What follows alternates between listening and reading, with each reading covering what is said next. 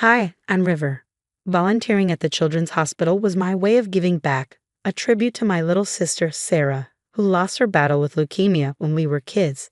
Every third Saturday, I spent a few hours at Hope Children's Hospital reading stories, crafting and spreading a little joy to children going through unimaginable hardships. My husband, Mark, was my biggest cheerleader. "You're amazing with kids," he'd say, helping me pack art supplies or select books. Even our kids, Emma, 8, and Lucas, 6, got involved, making cards for what we called my hospital friends. It was a simple, meaningful routine until Diana, my sister-in-law, entered our lives. Diana moved in with us after her divorce, claiming it was temporary. At first, she seemed genuinely interested in my volunteer work. She'd ask about the kids I helped and my schedule. Looking back, I should have recognized her curiosity for what it really was, an unhealthy obsession brewing beneath the surface. "It must be hard leaving your own kids to spend time with strangers," she'd say over dinner, her tone laced with feigned concern. I'd explain it was just one Saturday morning a month, but her comments planted seeds of doubt I couldn't yet see. Her jabs became sharper. One afternoon, when Emma showed her a Mother's Day card she'd made for me, Diana's reaction chilled me. "How sweet. Do the other kids at the hospital make cards for her too?" She smiled, but her eyes carried something cruel. She started making comments to Mark too, though he brushed them off as harmless chatter. But then Diana escalated. Her whispers to my kids began. "Where do you think Mommy really goes?" she'd ask, leaning in close to Emma and Lucas. "I heard she has other children she loves more than you." The final blow came last week. I was helping Lucas with his homework when he suddenly blurted out, "Mommy, do you love your hospital kids more than us?" His voice cracked, and my heart broke. Before I could answer, Emma appeared in the doorway, tears in her eyes. "Aunt Diana says you have secret kids. Is that why you lock your phone?" I felt like the floor had dropped out from under me. I pulled them into a hug, tears streaming down my face. "You two are my whole world," I told them. "The kids at the hospital are sick, like Aunt Sarah was. They just need someone to make them smile." That night, I caught Emma scrolling through my phone, her small hands trembling. "Aunt Diana said you're hiding pictures of your other kids," she whispered. My heart twisted as I reassured her there were no secrets.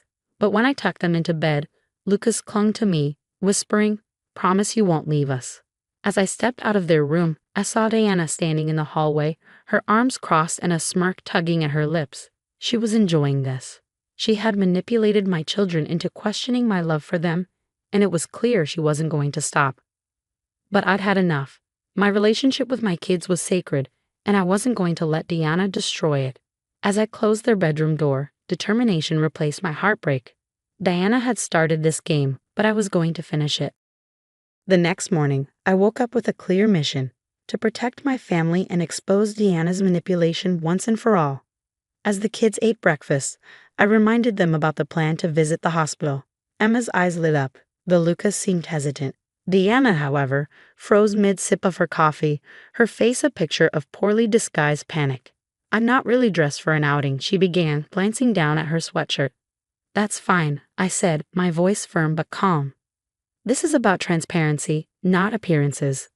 Mark looked between us, still processing the events of the previous night.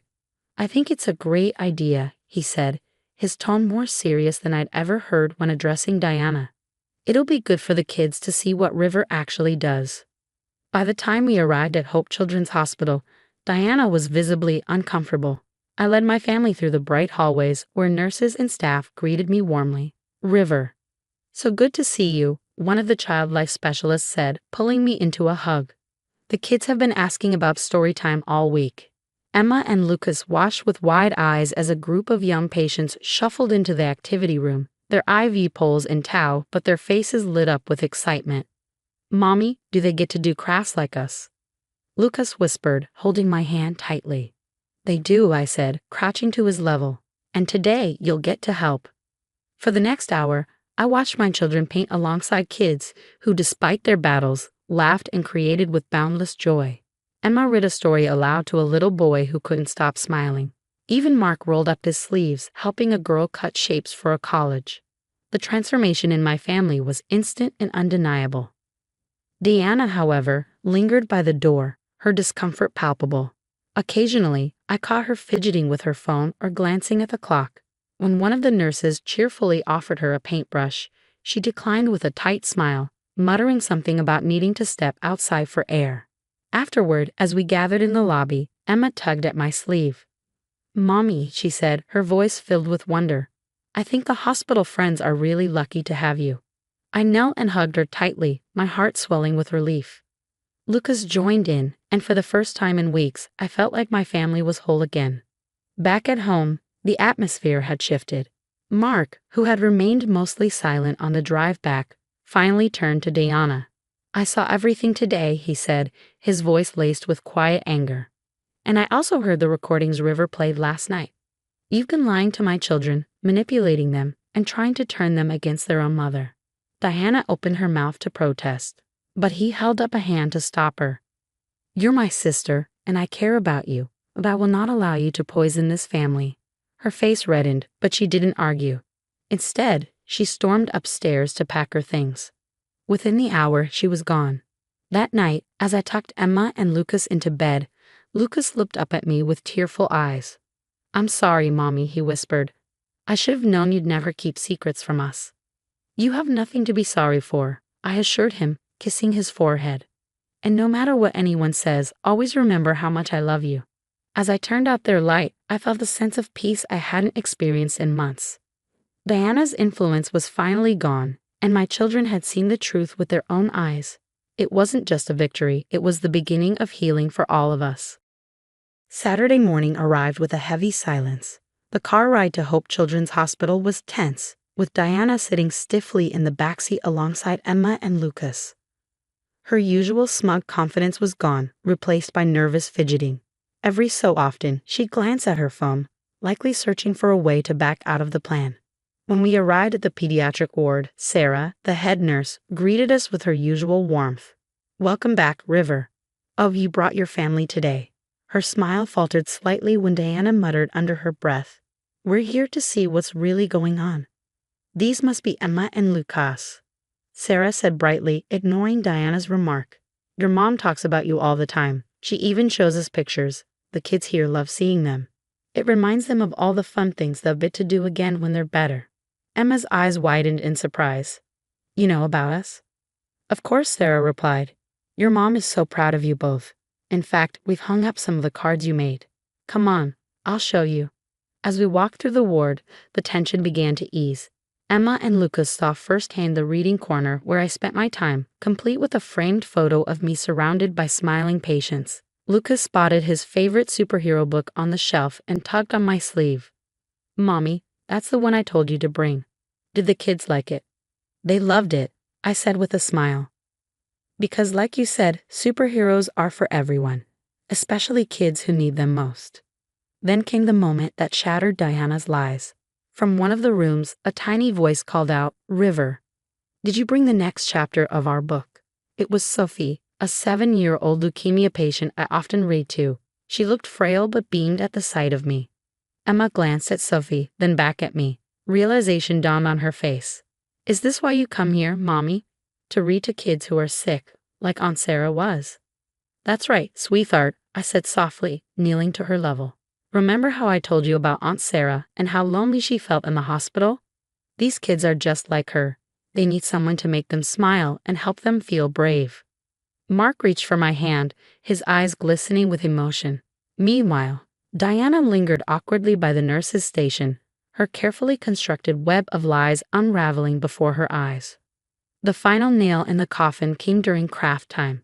As we helped the children make paper butterflies, Sophie looked at Emma and asked, "Your mom tells us stories about you and Lucas all the time. Is it true you tried to teach your hamster to swim?" Emma giggled. "Yeah, but Mom saved him just in time. She talks about us all the time." Sophie grinned. "She says her kids are her heroes and give her hope to keep going." On the ride home, the air in the car felt lighter. Emma and Lucas were buzzing with excitement, clutching the butterflies they had made with their new friends. Diana, however, sat quietly, staring out the window, her scheme in shambles. That evening, Mark made the decision I had silently hoped for. "Diana," he said firmly, "you didn't just lie. You tried to destroy my children's trust in their mother. That's unforgivable." Pack your things tonight. Diana attempted a weak defense but quickly realized there was no point. She left the next day, leaving behind only a brief, half-hearted apology note. As I tucked the kids into bed that night, Emma hugged me tightly. I'm sorry we believed Aunt Diana, Mommy. Can we come with you next time? I want to read to Sophie too. Me too. Lucas chimed in. And we can bring more superhero books, right? Of course, I said, kissing their foreheads. Watching them fall asleep, I felt a peace I hadn't known in months. Diana's departure had done more than restore calm. It had brought us closer together. Now my hospital visits have become a family tradition. Emma and Lucas love helping me bring smiles to the kids, and Mark supports us every step of the way.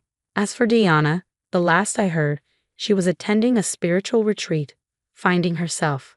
I hope she finds whatever she needs to heal, but I know she'll never again have the chance to tear apart our family.